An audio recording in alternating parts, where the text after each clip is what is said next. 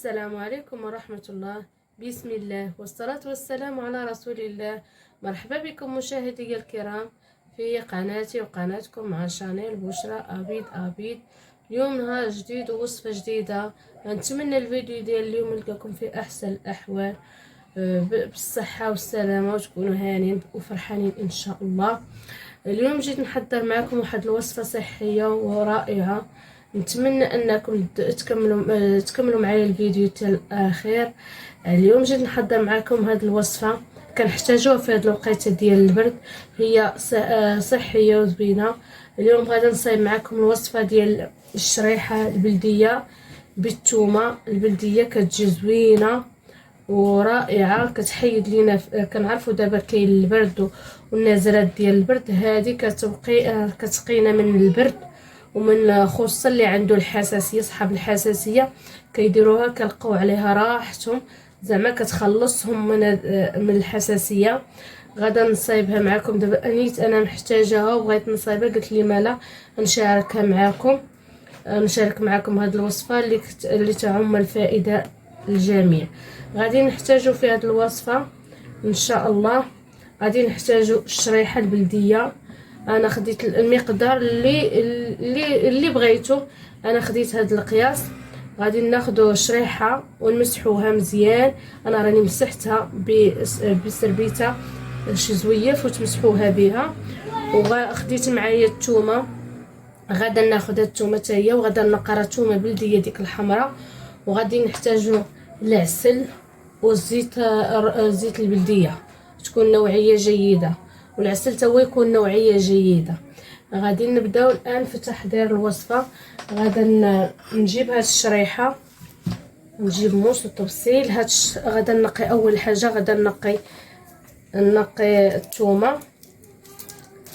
نقي هاد الثومه كامله، ماشي كلها تقريبا. القياس اللي غادي ندير، ما نكثروش منها بزاف، عيننا ميزاننا، كل واحد على حسب. انا ما كنبغيش نكثر منها بزاف، غندير غير القياس. هانتوما غتشوفوا معايا شحال غادي ندير. غادا نقيو هاد الثومه.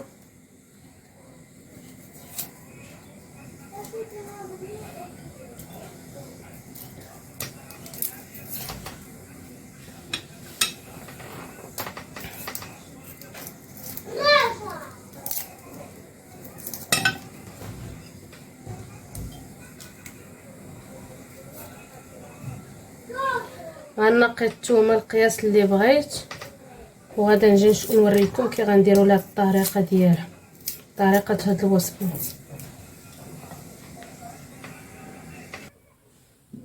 ها انا نقيت هاد الثومه.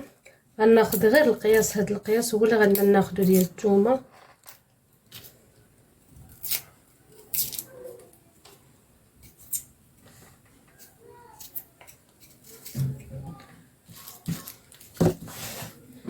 دابا غادا نجي باش نعمر هاد الشريحه. غادا نحلها من هنايا، وغادا نعمل لها بحال هكانيه، نفتحها من الوسط وكنراقبوها الا تكون فيها شي حاجه. كندير الثومه بحال هكانيه، كنحط الثومه وسط ديك الشريحه ونستفها في. غادي نديرها في الكسكاس. غادا نبقى على هاد العمليه تنكمل هاد الثومه كامله اللي عندي مع هاد الشريحه بحال هكانيه. العمليه ساهله، ما كتاخذش منا بزاف ديال الوقت. كنفتحوها بحال هكا وكنشوفوا شنو فيها. لا تكون فيها شي حاجه نرميوها. كنعمرها بحال هكا بالثومه. كنحيدو هاد الراس الفوقاني ديال الشريحه، كنحلوها، كنعمرها بالثومه. غادا نستمر على هاد العمليه اللي كندير. تنسالي هاد الشريحه كامله اللي عندي.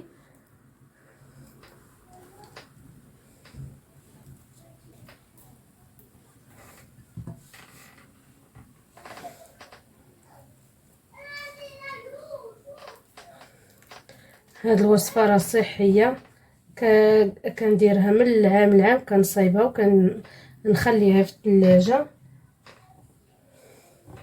بحال هكا كتبقاي تعطيها للوليدات، معلقه صغيره للوليدات، معلقه ولا نص معلقه، والكبار كياخذوا معلقه. غنستمر في هذه العمليه تنكمل هذه الكميه اللي عندي كامله، ارجع نكمل معكم تتمه الوصفه.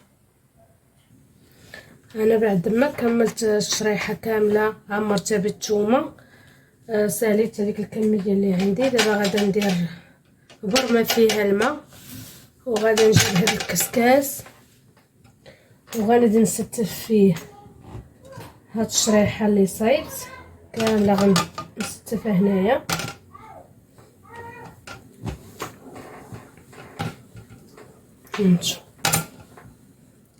كنعرف الفوائد ديال التين، راه مزيان. الشريحه راه مذكوره في القران، التين والزيتون. هاد الوصفه كتجي كديريها في الوقيته ديال البرد، كتعاونك، كتعطيك واحد الطاقه بحال انتيبيوتيك، كتعاونك من النزلات ديال البرد اللي عندهم الحساسيه تما، مزيانه ليهم.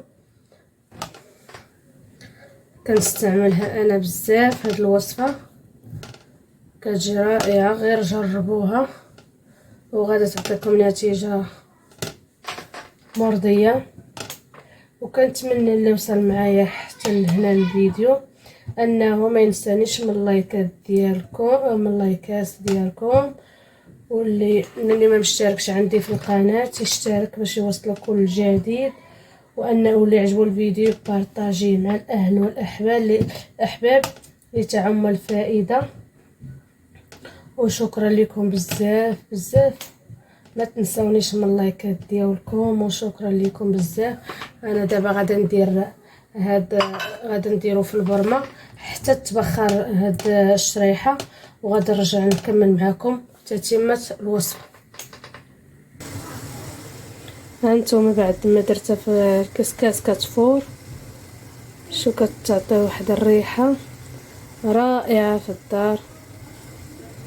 كنخليوها تتفور مزيان بحال هكا تفور، عاد اش غادا نوريكم شنو غندير تتمه الوصفه.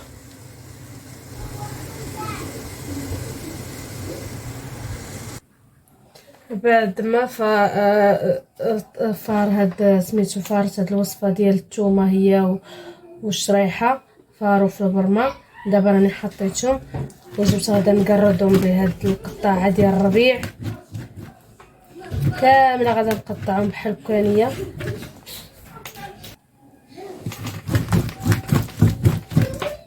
غادا ندير لي كله، غادا نقطعوا بهاد القطاعه ديال الربيع كله تيصير كله مقطع بحال هكا.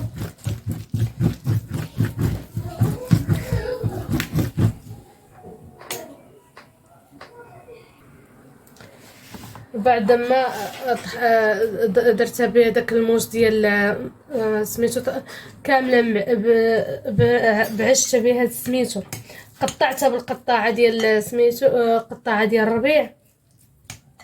غادا نزيد زيت العود، كل نوعيه جيده. كناخذ العسل حتى هو يكون نوعيه جيده.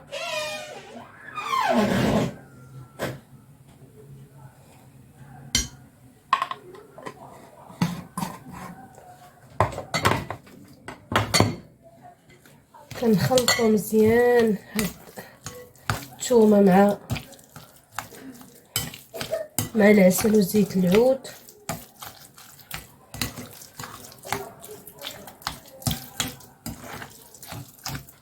كنبقى نخلط فيها مزيان بالمعلقه وكندعكها مزيان.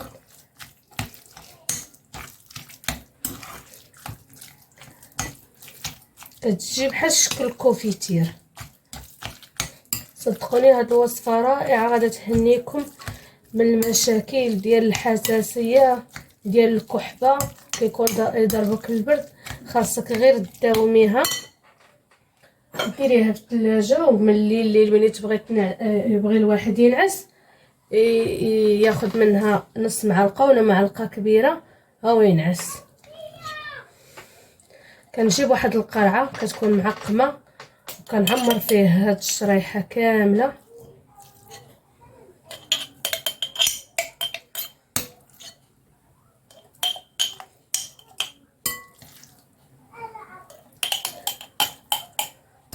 هكا تخرج تبارك الله.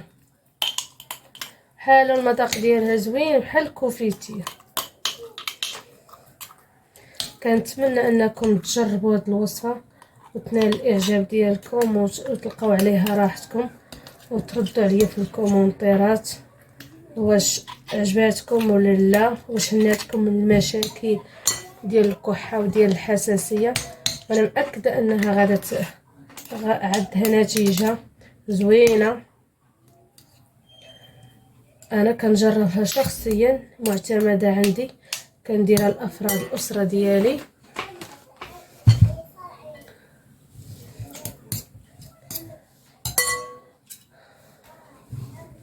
صافي وكنديروا شي سلوفان وكنسدوا عليها، كنحتفظوا بها في الثلاجه. نتمنى ان الوصفه ديال اليوم انها تنال الاعجاب ديالكم وتجربوها، والى اللقاء الى وصفه جديده ان شاء الله في رعايه الله، واستودعكم الله. مع السلامه.